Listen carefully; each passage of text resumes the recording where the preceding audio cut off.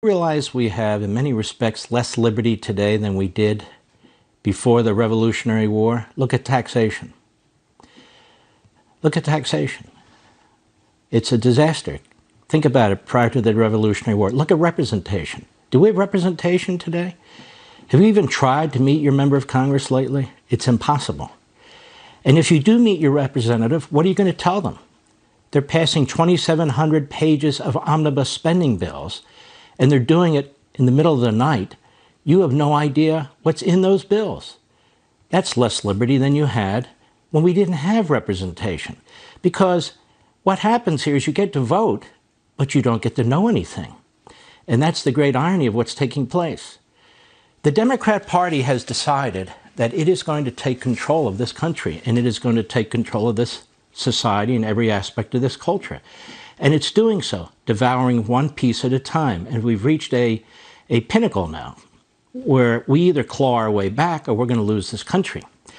Is it too much to ask the 19 Republicans in the United States Senate who sold out at least half of the American people to vote the right way? You know, you look at the founders of this country, they really put their lives and their fortunes on the line. All we ask them to do is vote the right way. And they can't do it, led by Mitch McConnell, the McConnell Republicans, all 19 of them. 30 did the right thing, but McConnell leads a minority of a minority, 19. And he helped grease the skids for what's going to be a massive expansion of already a massive welfare state. And most of our laws are not made by Congress. They're made by this massive welfare state, unelected bureaucrats, millions of them, who work in allegiance to and alliance with the Democrat Party. And I want to talk about that a little bit in my opening discussion with you. And I want to turn to American Marxism. This book has sold 750,000 copies. It has received no attention by the left, purposely. It has received no attention by the Republican establishment, purposely. This book goes around both. It's aimed at you, the people of this country, the people who brought us the Reagan Revolution, the Tea Party Revolution, the Gingrich Revolution, and the Trump Revolution. This is aimed at Democrats and Republicans and everything in between. This is aimed at blacks and browns and yellows and reds and whites, whatever your physical characteristics are of no consequence. If you love liberty and you love this country, it is for you. And I'm beating the pots and pans because what's taking place is going to be irreversible at some point. And it's going to be up to us to do something about it, each and every one of us, because you cannot rely on Mitch McConnell and that gang to do a damn thing right. Here in part is what I say in American Marxism. American Marxism has adapted the language and allure of utopianism, which I wrote about at length in my book, Ameritopia. It is tyranny disguised as a desirable, workable, and even paradisiacal governing ideology. There are unlimited utopian constructs, for the mind is capable of infinite fantasies. But there are common themes. The fantasies take the form of grand social plans and experiments, the impracticability and impossibility of which, in small ways and large, lead to the individual's subjugation. Indeed, the economic and cultural agenda driven by President Joe Biden and the Democrat Party provide ample examples of this ideology and behavior at work. They include massive deficit spending, confiscatory taxation, and the regulation of all things large and small, drenched in Marxist class warfare propaganda, and a slew of executive orders claiming to end numerous historical and cultural injustices. So too does their demand for absolute one-party control over the body politic through various extra-constitutional schemes and other means, as Marxism does not tolerate the competition of ideas or political parties.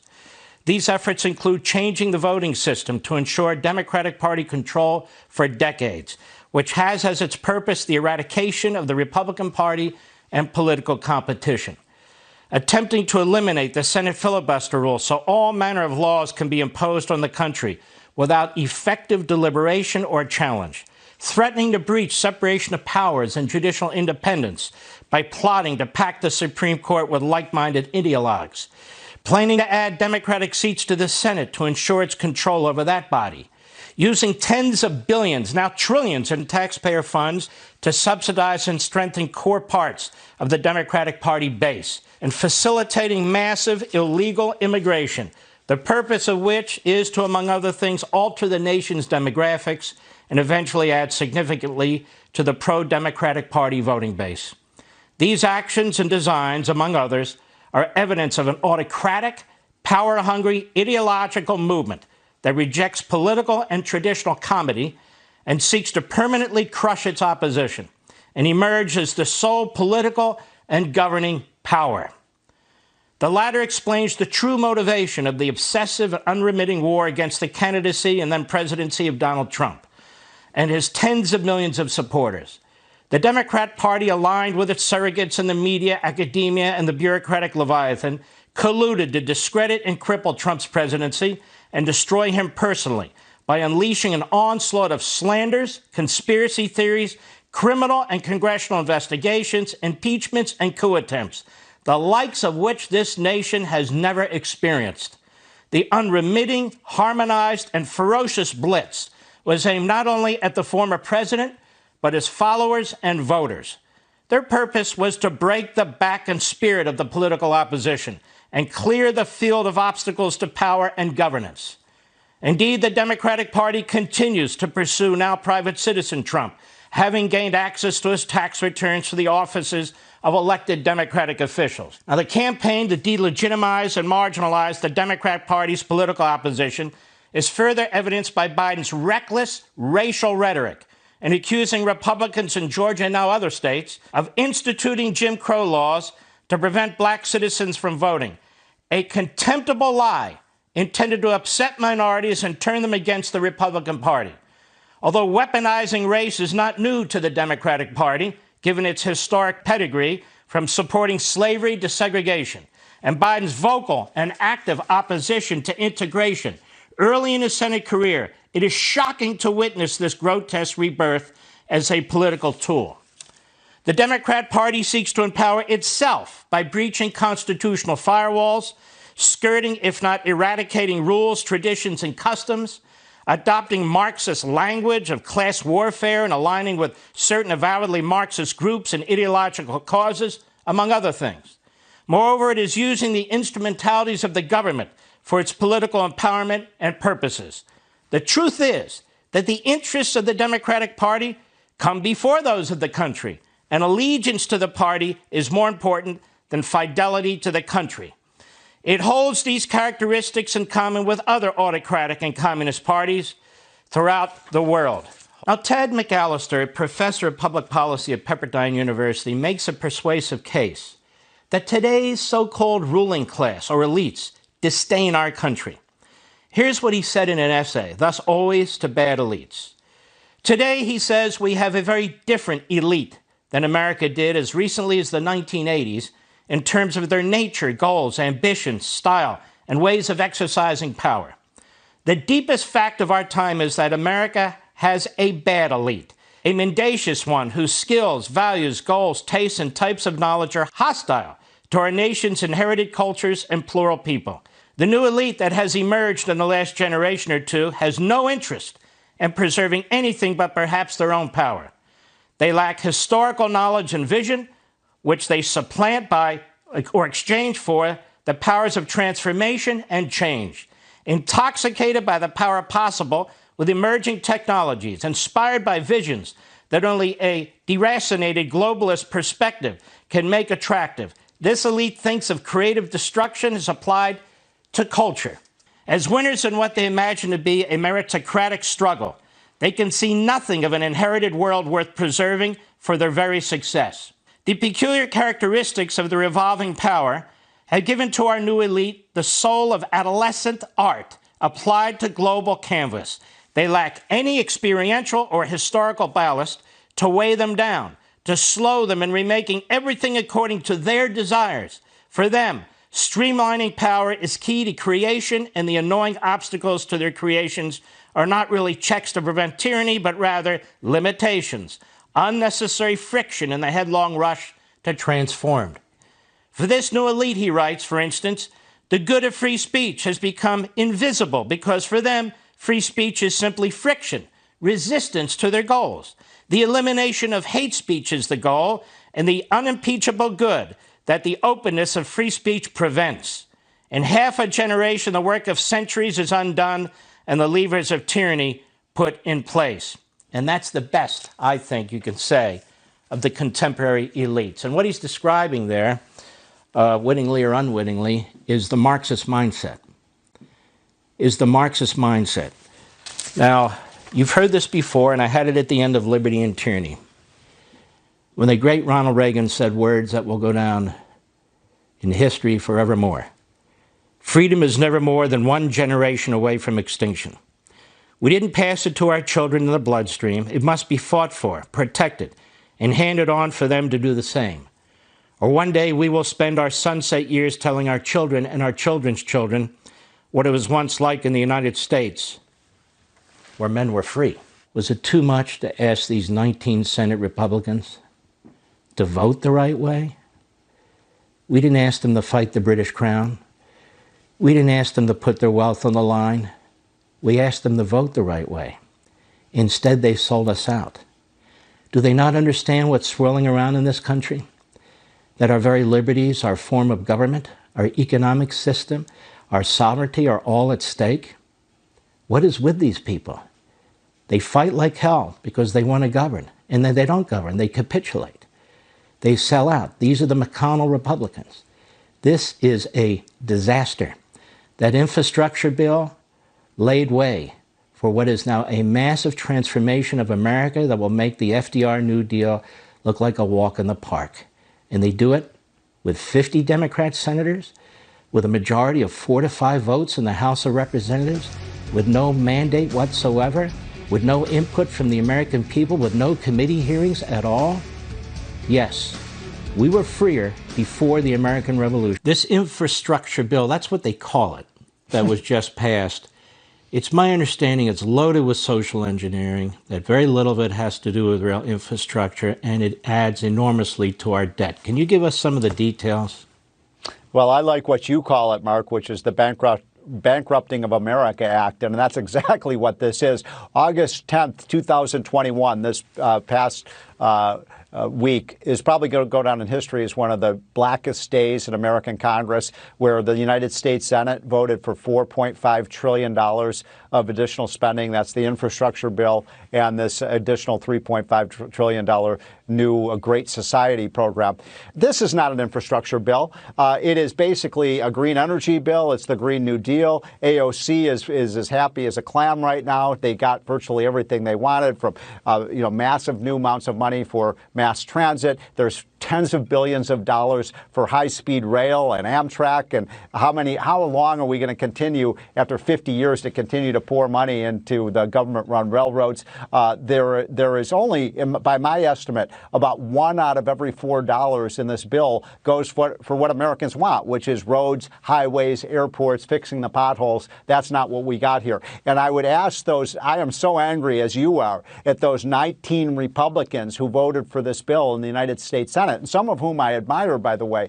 I would ask them, what did you get? The Democrats got everything they want. Can you point to one thing, Mark, because I can't, that Republicans got? There's no Keystone XL pipeline. So we got a president here who was approving a pipeline, green-lighted a pipeline from Siberia, Russia to Germany, but he won't allow a pipeline from North Dakota to Houston. And Republicans should have insisted on these things. And I don't see, in a compromise, you get something, but I don't see anything that Republicans got. It was a total victory for the left and for Joe Biden. Well, I'll answer your question, because the Republicans are stuck. They're stuck in an old narrative where the Democrat Party is in a completely new narrative.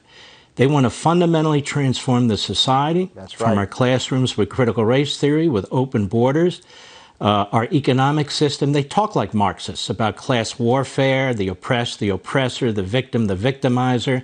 They go on and on about these things. They're being led by this cabal of the hard left within their party. For some reason, they fear them, but for some reason, they've become them. And so this is how they see the surest way for absolute power. They want absolute power. That's why they want to change our constitutional system. That's why they want to change the courts. That's what autocrats do. So the referees are out, so they stack the Senate, they stack the courts, they They stack the voting system, and then you can never win. You can't even challenge. And you can see what happens, Steve Moore. Free speech is under attack. Academic freedom is under attack. Freedom of association is under attack. The Bill of Rights, which includes the Second Amendment, they're all under attack. That's what's going on. And that's why I'm so furious with these 19 Republicans. They can't even stand up to this. They can't even say to the Democrats, I'd be curious of your opinion. We're not voting for anything. You secure that southern border. You prevent millions of people from coming in here illegally, including with the virus and criminals and other people, or you're not getting a damn thing. They can't. They go down there and they complain about what's taking place, but they act like they don't have any votes. There's 50 of them. They can do something, can't they? Well, I listened intently to your opening statement, and I think you were exactly right in terms of all the horrors that are going on. I would just add one thing to what you said, Mark, and that is, who is the big winner here? I mean, globally, who is the big winner of the bankrupting of our country? By the way, this is now $6.5 trillion of additional spending the Biden Democrats have passed, in some cases with aiding and abetting by these 19 Republicans. $6.5 trillion. That's more money adjusted for inflation, Mark, than we spent to fight the Revolutionary War, the Civil War, World War I, World War II, to build the interstate highway system, and when Reagan won the Cold War. You add all those expenses together, and they're not as much as the Biden Democrats have spent this year alone. And so this is, I think it is going to cause a financial catastrophe. I think we're going to see raging inflation. We got a report this week that shows inflation is now at 5.5%, which is the highest level it's been in 25 years. Those numbers are going to go up if we continue to borrow. And my point is, the big winner here is China, because we are debilitating our own free enterprise system. And if these kinds of trends continue, China, I never thought I would say these words, will become the world economic superpower because our own Congress is bankrupting our country. You're right. The problem is from within. The greatest threat we have now is from within. It is. This attack on the capitalist system, the attack on the constitutional system, is like something we've never seen before. And I would add to your point about China, Steve Moore, that we're doing more damage to ourselves than China could ever even dream of doing to us. And I look at this and I say to myself, the American people aren't in for this. The American people didn't vote for this. Joe Biden said he was a moderate. He's nothing like Bernie Sanders. He is Bernie Sanders. This is the Bernie Sanders agenda. And Bernie Sanders isn't a democratic socialist. He's never been a democratic socialist. He is what he is. He's an old Brooklyn Red. I remember guys like this. And he's got control of the Democrat Party. And the Democrat Party wants more control. I heard Ed Markey say, who's an absolute kook from Massachusetts, I heard him say, Steve Moore, this is only the beginning. We've got a lot more to do when it comes to the economy and to climate change and all the rest of it. This is a first step. And so people need to understand they are never going to be satisfied, because people who stir the pot like this and turn systems inside out and create all kinds of horrendous consequences, some predictable, some not, they never look in the mirror. They're never circumspect. It's the fact that they don't have enough power. They don't have enough of your money. They don't have enough control. So this is the first step. You talk about $6.5 trillion. That doesn't even include the $6 trillion proposed budget by Joe Biden, does it? That's right. Well put. So we're talking about numbers that I never thought we would ever be talking about in this country. When I first came to Washington 35 years ago, when Ronald Reagan was president, I remember when we passed the first $1 trillion budget. We weren't very proud of that. But now here we are, 30-some years later, and we're at $6 trillion. and the $6 trillion on top of that. And it is very frightening. Our interest costs are going to go through the roof. I think you're going to see higher inflation. And I think that the big winner here are Chinese and our foreign competitors, who are probably, as Trump used to say, they are laughing behind our back right now. When we come back, Steve Moore, in the end, what are the consequences for the average American when we spend like this and we try to manage an economy this way? Back, Steve Moore, great economist. I want to ask you this. You and I lived through massive double-digit inflation when interest rates, I remember at one point they were like 20% or close to 20. Mortgage on your house was 12.5%. And And it was a disaster, and nobody knew if America would ever survive this. And Reagan and Volcker basically had to bring down the economy in order to bring it back. And a lot of people suffered horrifically. And we were lucky to get out of that. And so my question to you is, this is far worse than anything Richard Nixon ever did. This is far worse than anything LBJ ever did. The numbers are just beyond belief, even when considering, ironically, inflation. What is in store for the American people if this keeps up? Well, let me just give you one concrete example. So this week we got a new inflation report that shows that the inflation rate is now rising at about 5.5%. On an annualized basis. Those are very high rates of inflation. We've been used to about 2%. Now, here's what's interesting. We got a jobs report on Friday. Joe Biden is crowing about saying, look at the big pay raises Americans are getting, 4% pay raise. Well, Mark, if your inflation rate is going up 5.5%, you're getting a 4% pay raise, you're losing money, right? Your paycheck is shrinking. So inflation is a thief. It shrinks the value of the dollar. That's a lesson we should have learned from the 1970s. What really frustrates me, because I was part of the Reagan Revolution, you were too, and Reagan came in and he did some really important things. We cut tax rates. We got inflation down. Nobody thought it was possible. He did it. We did welfare reform. We said, look, we're going to help people, but you got to work for the benefits, and we're going to get people, back into the workforce off of welfare. We deregulated the economy. Everything that is in these bills, and this $3.5 trillion bill that's coming up, Mark, and we're going to be debating this, I think, through Christmas. This is like World War III. We cannot allow them to do this. Every bad idea, they want to re-regulate the economy. They've got critical race theory in here. They've got this modern monetary theory idea that they can just keep borrowing and borrowing forever, and it's not going to cause a collapse. It is so bad. It's got all the, election so-called reforms. It gets rid of, a voter ID. I mean, every bad idea that you talk about every night on the radio, it's in this bill, and we cannot allow it to happen. $40 billion more for the IRS. This is a critical moment for the conservative movement to rise up against this, peacefully, obviously, but we will spend decades undoing the damage that the Biden Democrats want to do over the next 3 or 4 months. What kind of a representative system is it where you have these massive bills written by Democrat staffers that members, particularly Republicans, don't even know what's in it until it's time to vote, where the American people have no transparency whatsoever? Mm-hmm. It is we whose lives are going to be affected by this. We don't even know what to say if we call a member of Congress about what's in these bills. And to undo these things, did we undo Obamacare? Little tiny piece of it, the individual mandate, it's still with us. It's still a disaster. You have also written that they're stealing money out of Medicare and Medicaid, which the trustees say are going to go bankrupt in anywhere from 2 to 4 years. They're stealing money out of Medicare by increasing the amount of benefits and spreading them more broadly.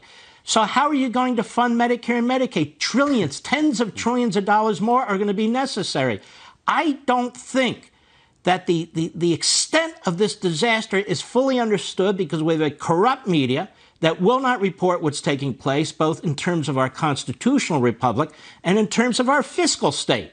What say you? I completely agree. And look, let's put this in a language that people can understand, because we talk about this budget in the millions and billions and trillions of dollars, and it's incomprehensibly large. And even I can't even figure out how much money they're talking about. So let me just give you a concrete example. Every time a baby is born in the United States in the maternity ward and the parents are holding this newborn infant, that child is being tagged with a $750,000 share of the national debt. $750,000. It's like adding a mortgage onto the toe of a young child every time they're born in this country. I mean, this is fiscal child abuse, what's happening. We're passing these massive debts onto our children. Everyone knows it's wrong. We know, I don't care if you're a liberal, conservative, independent, you know it's wrong. And yet they believe that they can continue to borrow at this pace and spend at this pace. It's a massive way from resources in the private sector to resources commanded by politicians and the government. And that is totally contrary to our free enterprise system and what our founding fathers set up, which is a limited government with enumerated powers. This kind of spending is not unusual in autocracies, is it? this kind of spending is not unusual in democracies that are collapsing. This kind of spending is not unusual when the people in power are trying to hold on by their fingernails onto that power. But for a great republic, a massive economic engine like this to take steps to destroy itself, and I'm going to go back to this, Steve Moore, and for 19 Republican senators to help it go along and then pretend otherwise is an absolute disgrace. We used to have what they called hawks. We used to have social conservatives. We used to have what was called fiscal conservatives, and everybody was able to rally around the fiscal conservatives. We don't even have that anymore. That's how bad this has gotten. Steve Moore, I want to thank you very, very much for your vote. Trump, he's the founder and president of America First Legal, excellent group. Stephen Miller, I want to ask you a couple of questions to begin with. First of all, Joe Biden is obsessively attacking Governor DeSantis of Florida because Joe Biden, as we all know, is a top medical and health expert. And he's been right about so much in his career and during his Senate career and as a president and as a candidate, of course, when he was attacking vaccines and so forth. So this constant politicization of the vaccine and the constant politicization of mask wearing, well, at the same time, the president is solely responsible, really, under the Constitution for securing the southern border.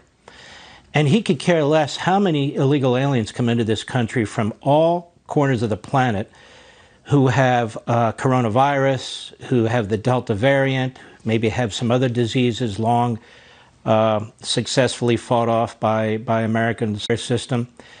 Even worse, you've got rapists, sexual predators, MS-13 coming across the border. What kind of mentality does it take for a president of the United States, when he has the power to do something on the southern border, allows this kind of mayhem to take place, and then keeps attacking Republican governors? Well, I think you have to begin by understanding something, Mark, that you've covered so extensively, which is that the left-wing program is intentional, not accidental. So you really have to begin there. In other words, what's happening on the border isn't a case of a bunch of hapless bureaucrats unable to maintain order. Are they hapless? Absolutely. Are they bureaucrats? Of course. But is there a design behind it? Is there a plan behind it? Absolutely.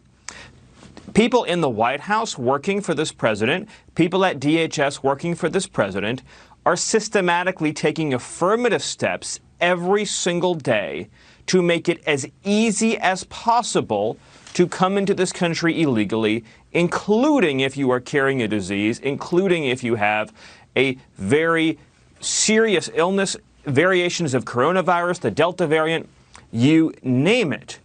Now, why is he attacking DeSantis at the exact same time as he is responsible for the greatest epidemiological disaster in the world right now, which is our southern border?